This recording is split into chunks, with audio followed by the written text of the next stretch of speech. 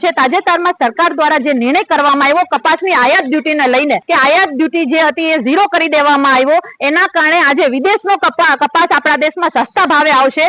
એના કારણે આપણા દેશમાં જે ખેડૂત કપાસનું ઉત્પાદન કરે છે, જેને આશા છે કે અમારા કપાસનો ભાવ વધારે મળશે, એ લોકોનો ભાવ આજે તળિયામાં બેસી જશે। એટલે આ જે ચિંતા છે, આ ખેડૂતોને લઈને બહુ મોટો ચિંતાનો વિષય ભાજપ સરકાર દ્વારા કરવામાં આવ્યો છે। અમે એનો વિરોધ કરીએ છીએ કે અમારે વિદેશી કપાસની જરૂર નથી, એ પણ વિદેશથી મંગાવેલા સસ્તા કપાસની તો બિલકુલ જરૂર નથી, કારણ કે આપણા દેશમાં વર્ષોનો સર્વે કહે છે કે ઉત્પાદન અને જરૂરિયાત બંને સરખા છે, તો આપણે આયાત કરવાની જરૂર નથી। શા માટે ભાજપ સરકાર આવું કરે છે? માત્ર મોટા મોટા ભાષણો કરી, લાલ કિલ્લા ઉપરથી ખેડૂતોની અને પશુપાલકો માટેના સંવેદનાઓના ભાષણો કરી અને પીઠ પાછળ વાર કરવાનું ભાજપ સરકાર કરે છે, ત્યારે આમ આદમી પાર્ટી એનો વિરોધ કરી રહી છે અને આ નિયમને ખતમ કરવા માટેની અમે માંગ કરીએ છીએ। નહીં કરવામાં આવે તો ઉગ્ર વિરોધ કરવામાં આવશે, ઉગ્ર આંદોલન કરવામાં આવશે અને ગાંધી ચિંધ્યા માર્ગે અમે ખેડૂત હિત માટે અવાજ ઉઠાવતા રહેશું। અને સાથે સાથે જ્યારે ઘેડ પંથકની વાત કરવામાં આવે ત્યારે હું એક વાત વિશેષ એ પણ મૂકવા માંગુ છું કે આ ઘેડના ગામડાઓ પાણીમાં દર વખતે ડૂબે છે, દર વખતે ઘેડ વિસ્તારનું પાણી થઈ જાય છે, ખેડૂતોના પાક ડૂબી જાય છે, ઘર ડૂબી જાય છે,